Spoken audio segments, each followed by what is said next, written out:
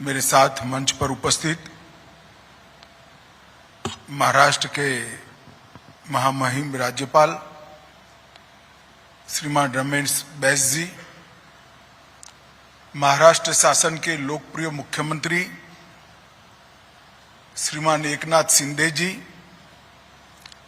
महाराष्ट्र विधानसभा के अध्यक्ष श्री राहुल नार्वेकर जी, महाराष्ट्र के सहकारिता मंत्री श्री दिलीप वालसे पाटिल जी, मेरे मित्र और महाराष्ट्र के उच्च और तकनीकी शिक्षा मंत्री श्री चंद्रकांत दादा पाटिल जी, मुंबई के ही विधायक और महाराष्ट्र के स्किल डेवलपमेंट के और इनोवेशन के मंत्री श्री मंगल प्रताप लोढ़ा जी, कुलपति महोदय डॉक्टर रविंद्र कुलकर्णी जी, सहकार भारती के अध्यक्ष श्री दीनानाथ ठाकुर जी, महामंत्री सहकार भारती डॉक्टर उदय जोशी जी और उपस्थित सभी देवियों और सज्जनों, आप सभी को गणेश उत्सव की बहुत बहुत शुभकामनाएं देना चाहता हूं। आज मेरे लिए एक प्रकार से सौभाग्य का विषय है कि इस देश के सबसे पुराने विश्वविद्यालयों में से एक ऐसे मुंबई विश्वविद्यालय में श्रीमान लक्ष्मणराव इनामदार स्मृति व्याख्यान में मैं सहकारिता विषय पर आप सबके साथ बात करने के लिए आया। सबसे पहले तो मैं मुंबई यूनिवर्सिटी का बहुत बहुत धन्यवाद करना चाहता हूं कि यहां पर लक्ष्मणराव जी के नाम से एक पीठ स्थापित की गई है जो उनके काम को और विचारों को इस यूनिवर्सिटी के विद्यार्थियों के माध्यम से युगों तक आगे ले जाने का काम करेगी।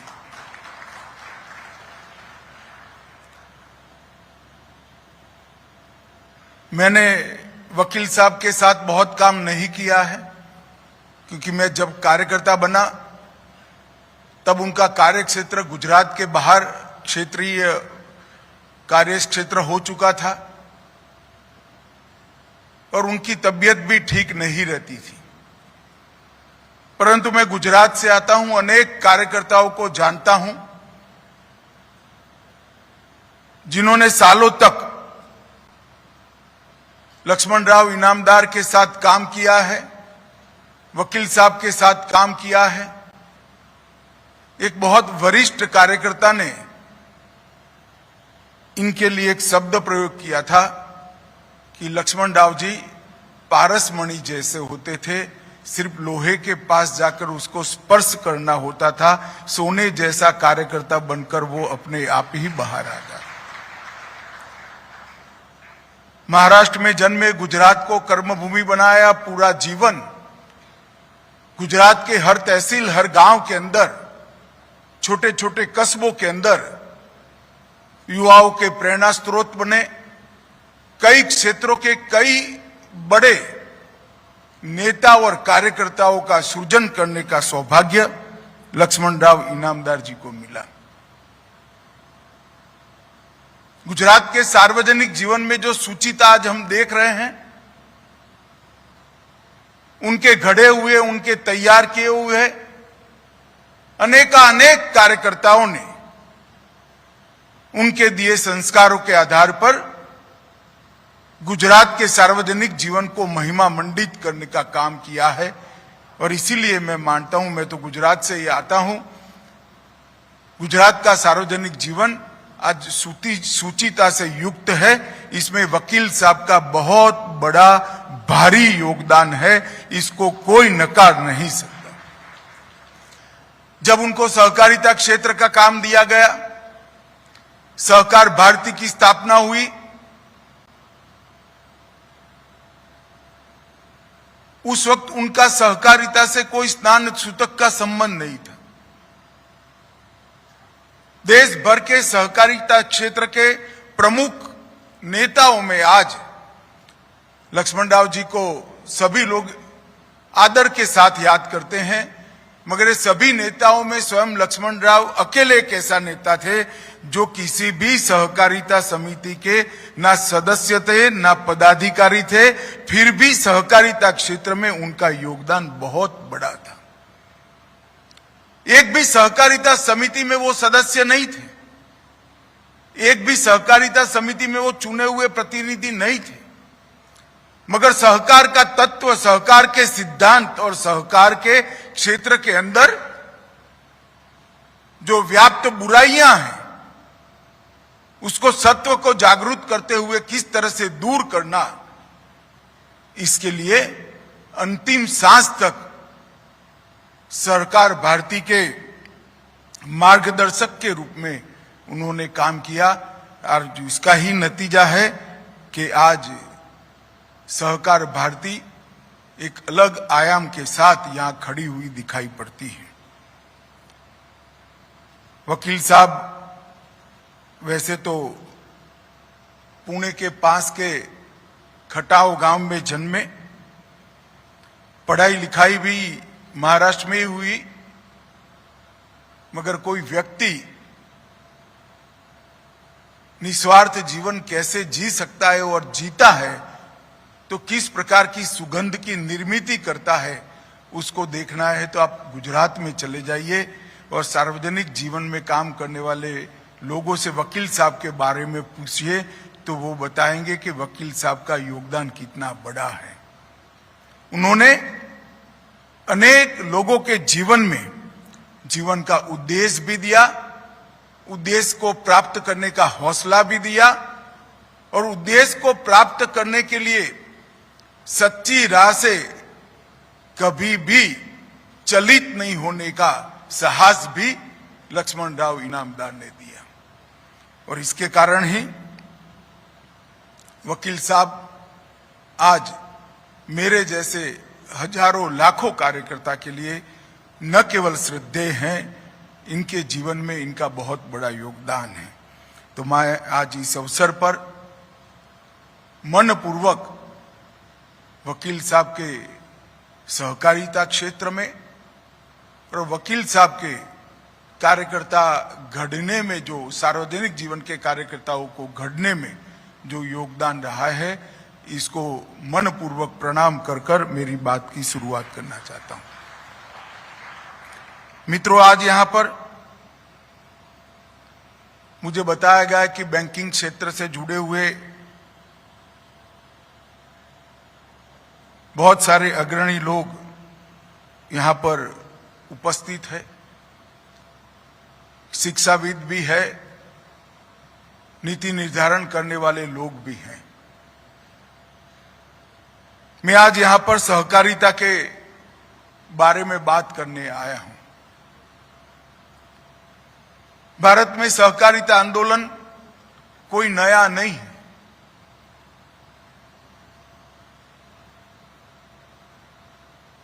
उन्नीस 1904 से ही भारत में सहकारिता आंदोलन, इससे भी पुराना है, मगर कानूनी स्वरूप उसका 1904 से आया।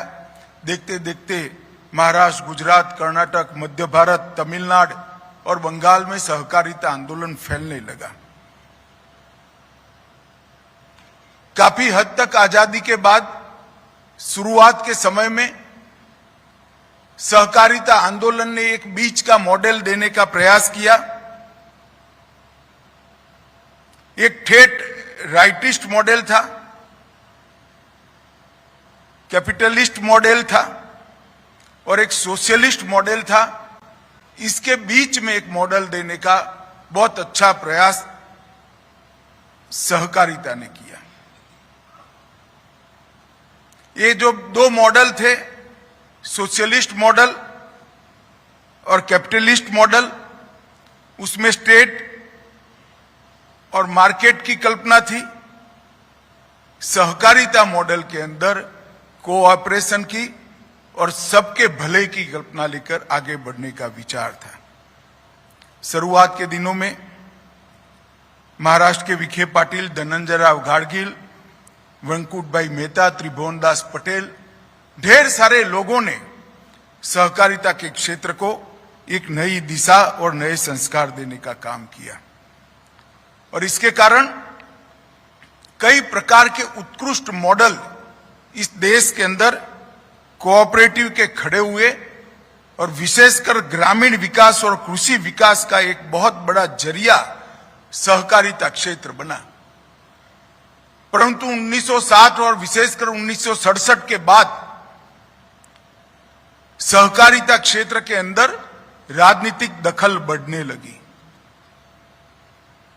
और धीरे धीरे देश के अर्थतंत्र को भी एक अलग प्रकार के झटके भी लगे, झुकाव भी आया और इसके कारण सहकारिता आंदोलन की बड़ी क्षति हुई। और सहकारिता आंदोलन आज भी हम देखते हैं कि कई ऐसे बड़े संस्थान जो दुनिया की सबसे अच्छी ब्रांड मानी जाती है, ऐसे संस्थान सहकारिता के मॉडल पर चलते हैं। आप मैं इस सभागार में कहूंगा तो बहुत सारे लोगों को मालूम नहीं होगा कि हमारे यहां श्वेत क्रांति का सहकार का जो मॉडल श्री त्रिभुवन भाई पटेल ने 100 रुपये की पूंजी से और 12 बहनों के साथ शुरू किया था, वो मॉडल आज 36 लाख बहनों को जोड़कर 20,000 से ज्यादा कोऑपरेटिव्स को जोड़कर सालाना 60,000 करोड़ का व्यापार करता है और मुनाफा पूरा का पूरा वो बहन के अकाउंट में जाता है। 60,000 करोड़ का दूध का व्यापार अमूल के ब्रांड से 36 लाख बहनें करती है और एक भी बहन की पूंजी इसके अंदर 100 रुपये से ज्यादा नहीं लगी। विश्व भर में ऐसा उदाहरण शायद ही मिलेगा कि 100 रुपये की पूंजी से कोई बहन लाखों रुपये का दूध बेचकर अपना घर चलाने का काम कर रही है। गुजरात की समृद्धि में और विशेषकर ग्रामीण क्षेत्र की समृद्धि में एक कोऑपरेटिव का बहुत बड़ा योगदान रहा है। इफको, क्रिप्को शुरुआती दिनों में लिज्जत पापड़, लगभग 40,000 बहनों ने लिज्जत पापड़ बनाए और 130 देश के लोगों ने इसको खाए भी। एक कोऑपरेटिव मॉडल की ताकत थी कि 40,000 बहनों तक इसका मुनाफा जाता था। परंतु ये कोऑपरेटिव मॉडल जो हमारे देश के लिए बहुत उपयुक्त था, हमारे देश में आर्थिक विकास तो चाहिए ही चाहिए, साथ में सबके लिए रोजगारी भी चाहिए, मास प्रोडक्शन चाहिए और प्रोडक्शन बाय मासिस भी चाहिए। मास प्रोडक्शन से देश के अर्थतंत्र को गति मिलेगी और प्रोडक्शन बाय मासिस से देश के हर व्यक्ति को रोजगारी मिलेगी, हर व्यक्ति को अपना जीवन निर्वाह करने का जरिया बनेगा। तो सहकारिता क्षेत्र और देश का अर्थतंत्र के अंदर बाकी सारे माध्यमों से आगे बढ़ने की ललक, ये दोनों का कॉम्बिनेशन ही भारत को आगे बढ़ा सकता है। और सहकारिता का मॉडल मानव केंद्रित मॉडल है।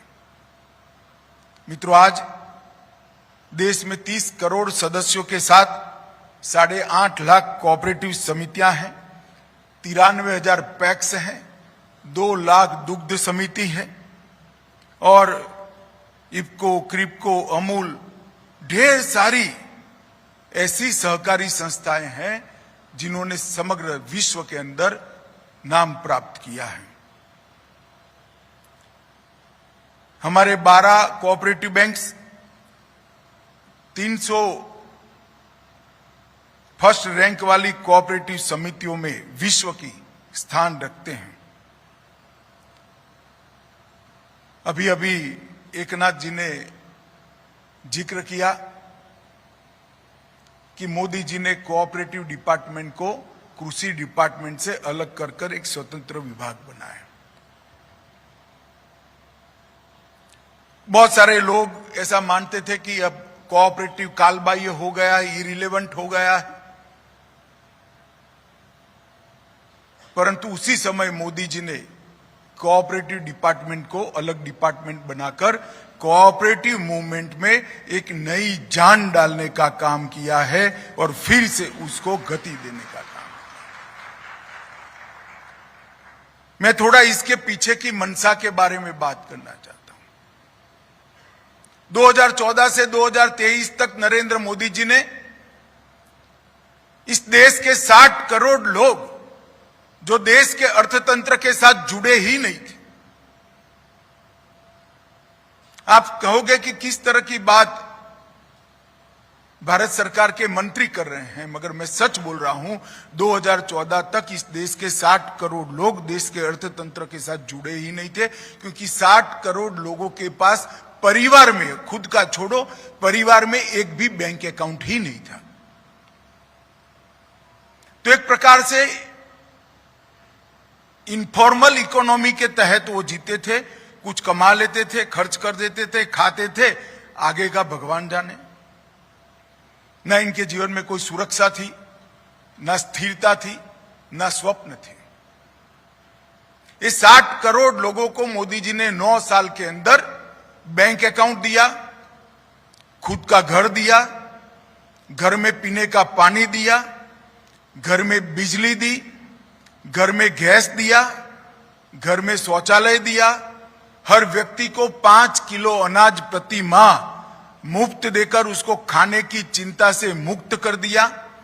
ये 60 करोड़ लोगों को 5 लाख तक का पूरा स्वास्थ्य का खर्चा नरेंद्र मोदी जी ने फ्री ऑफ कॉस्ट कर दिया। और अचानक ही ये 60 करोड़ लोगों के जीवन में एक नई ऊर्जा का संचार हुआ। पीढ़ियों से जिनका जीवन कल मैं क्या खाऊंगा उसमें बीतता था, आज उसकी खाने की चिंता समाप्त हो गई। उसका जीवन में कहां रहूंगा इसमें बीतता था, इसकी रहने की चिंता समाप्त हो गई। उसके घर में गैस, बिजली आ गया, शौचालय आ गया, स्वास्थ्य की चिंता भी समाप्त हो गई। अब वो क्या करे? बैंक अकाउंट मिल गया, अर्थतंत्र के साथ जुड़ गया, और ये 60 करोड़ लोग अब देश के विकास के अंदर कंट्रीब्यूट करना चाहते हैं, योगदान करना चाहते हैं, मगर पूंजी नहीं है, उनके पास पैसा नहीं है, तो योगदान कैसे करेंगे? इनके पास पूंजी नहीं है, परंतु पहले जो खाने पीने में पैसे जाते थे, दवाइयों में पैसे जाते थे, थोड़ा बहुत बच्चों को पढ़ाने में जाते थे, ये सारे पैसे बचकर थोड़ी छोटी सी पूंजी बनी है। वो एक तो देश के विकास में काम करना चाहता है और उसके पास पूंजी नहीं है, फिर भी उसको देश के विकास के साथ जोड़ना है, तो इसका एकमात्र रास्ता सहकारिता क्षेत्र है, कोऑपरेटिव है। इसके माध्यम से ही ये 60 करोड़ लोगों को देश के विकास के साथ जोड़ सकते हैं। सहकारिता क्षेत्र ऐसा है जिसमें बड़ी पूंजी वाले बड़े बड़े उद्योगों की स्पर्धा छोटी पूंजी वाले हजारों लोग इकट्ठा कर सकते हैं और मुनाफा हर व्यक्ति के पास जा सकते। मैंने जैसे पहले कहा, अमूल का मॉडल, किसी भी महिला ने 100 रुपये से ज्यादा नहीं निकाला, मगर 36 लाख महिलाएं हैं और वो मुनाफा करने लगा, तो आज 60,000 करोड़ रुपए का व्यापार वो 100 रुपये की पूंजी से करते हैं। तो 60 करोड़ लोग जो देश के अर्थतंत्र के साथ जुड़े ही नहीं थे, वो 60 करोड़ लोगों को देश के अर्थतंत्र के विकास के अंदर योगदान करना है, वीमेन लेड डेवलपमेंट को आगे बढ़ाना है, ग्रामीण विकास को महत्व देकर गांव से शहरों की ओर भगने की गति को कम करना है और हर व्यक्ति को देश के अर्थतंत्र के साथ जोड़ना है। तो cooperative is the only model जो छोटे से छोटे व्यक्ति को छोटी पूंजी के साथ देश के विकास में योगदान करने का काम करा सकता है। इसलिए मोदी जी ने कोऑपरेटिव डिपार्टमेंट की स्थापना की और आज मैं विश्वास से कह सकता हूं कि ये कम समय के अंदर ढेर सारे परिवर्तन भारतीय जनता पार्टी की नरेंद्र मोदी सरकार ने कोऑपरेटिव के माध्यम से ग्रामीण अर्थतंत्र और देश के अर्थतंत्र को गति में लाने के लिए किए हैं। अर्बन कोऑपरेटिव बैंकों के लिए भी ढेर सारे काम किए, क्योंकि मैं बता देता हूं ज्यादातर लोग इसी क्षेत्र से यहां पर बैठे हैं, बाद में ग्रामीण क्षेत्र की बात करूंगा। सेटलमेंट का प्रॉब्लम था, अर्बन कोऑपरेटिव बैंक सेटलमेंट नहीं कर सकते थे। हमने इस मुद्दे को रिजर्व बैंक के साथ उठाया और अब अर्बन कोऑपरेटिव बैंक को भी सेटलमेंट करने का अधिकार दे दिया गया है। इसके साथ साथ अर्बन कोऑपरेटिव बैंक अब नई शाखाएं भी खोल पाएंगे, बैंक मित्र भी बना पाएंगे, माइक्रो एटीएम भी खोल पाएंगे और व्यक्तिगत आवास रेसिडेंशियल लोन देने की इनकी ऋण की सीमा को भी 2 गुना कर दिया गया है। और इसके साथ साथ एमएलआई के रूप में भी माइक्रो एंड स्मॉल एंटरप्राइज को शामिल कर दिया गया है और कोलेटरल मुक्त लोन देने का रास्ता अब खुल गया है। ढेर सारे क्षेत्र करे, परंतु आमूलचूर परिवर्तन ग्रामीण क्षेत्र के अंदर हुआ है। हमने तय किया है कि आने वाले 5 सालों में 3 लाख पैक्स नए बनाएंगे और हर पंचायत के अंदर एक पैक्स होगा और ये पैक्स मल्टी डायमेंशनल होंगे। पैक्सी डेयरी का काम करेगा, पैक्सी मछुआरा समिति का काम करेगा, पैक्स पेट्रोल पंप भी चला पाएगा, पैक्स गैस की एजेंसी भी ले पाएगा, पैक्स जल वितरण का भी काम करेगा, पैक्स सस्ती अनाज की दुकान भी चला पाएगा, पैक्स सस्ती दवाइयों की दुकान भी चला पाएगा और पैक्स भंडारण का भी काम करेगा। तो एक समस्या थी कि पैक्स वायबल नहीं रहे थे। पैक्स की ऋण लेने की और ऋण देने की दोनों सीमाओं को तय कर दिया गया था, तो आधे %, पौने % में पैक्स वायबल नहीं बचे थे। 20 प्रकार की नई गतिविधियां हमने पैक्स के साथ जोड़कर पैक्स को वायबल बनाया। एक मॉडल बायलॉज भारत सरकार ने सभी राज्यों को भेजे और मुझे आनंद है कि 23 राज्यों ने irrespective of party politics model bylaws को एक्सेप्ट कर लिया है और बाकी जगह भी इसकी समिति बन गई। इसके साथ साथ multi state organic cooperative society बनाई। देश भर में ऑर्गेनिक एग्रीकल्चर प्रोड्यूस को और कुदरती खेती करने वाले प्रोड्यूस को जो ऑर्गेनिक होते हैं इसको खरीदने की और विश्व के बाजार में बड़े ऊंचे दामों से बेचने की व्यवस्था ये जैविक सोसाइटी करी। एक मल्टी स्टेट एक्सपोर्ट कोऑपरेटिव भी बनाया जो किसानों के दाम को और उत्पादों को एक्सपोर्ट करेगा, इसका पूरा मुनाफा सीधा किसान के पास ट्रांसफर होगा। और एक मल्टी स्टेट कोऑपरेटिव बीज समिति के लिए भी बनाया। विश्व की सबसे बड़ी खाद्यान्न भंडारण योजना भी पैक्स के माध्यम से हम आगे चलाने वाले हैं।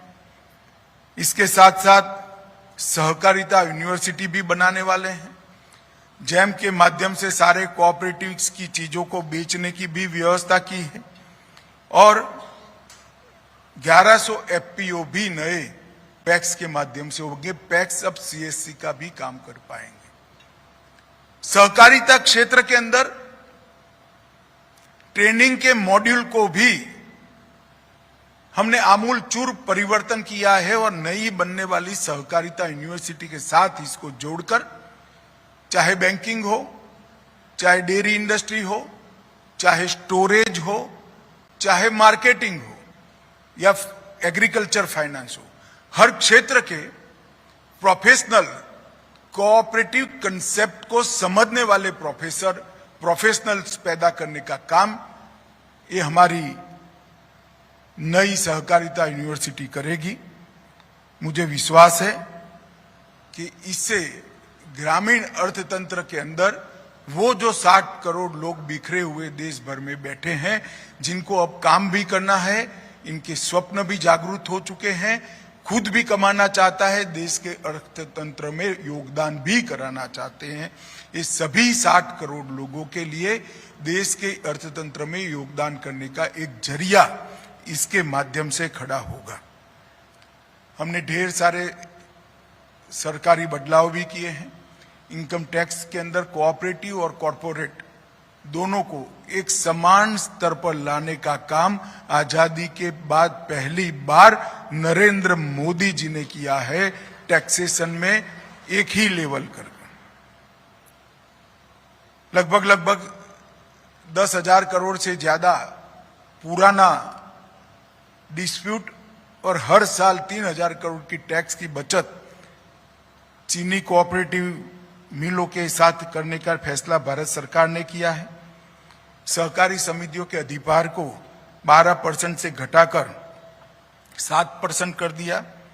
मैट को 18 से 15.5% कर दिया।